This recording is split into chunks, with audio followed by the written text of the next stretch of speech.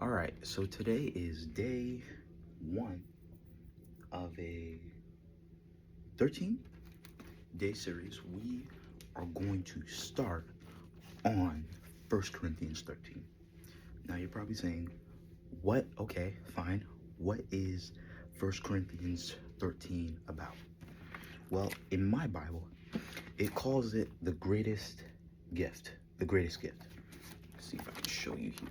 Yeah. So it's called the greatest gift.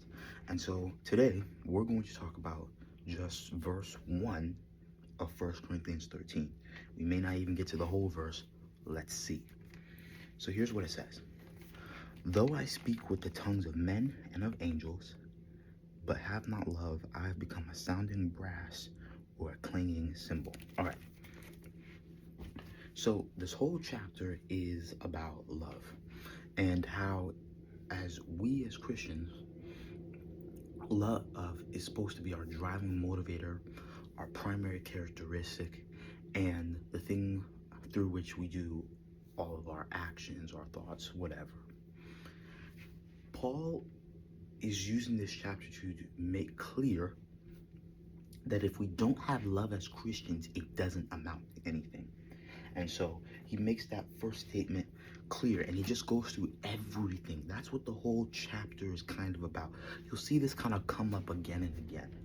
But look here in verse 1. Though I speak with the tongues of men and of angels, but have not love, I've become a sounding brass or a clanging cymbal. So first, he starts with tongues.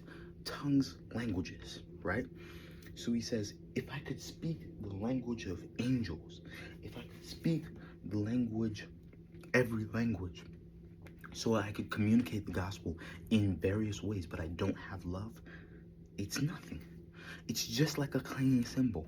And oftentimes, we think that however loud our worship is, however great the music is or the environment is, but we don't, or however great the actions we're doing, but we don't have the love of Jesus in our hearts, it's nothing.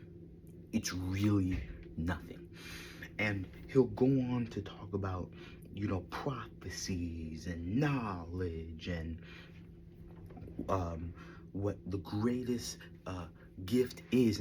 And during this time, he's talking to people who think like the greatest gift is like tongues or speaking other languages and stuff.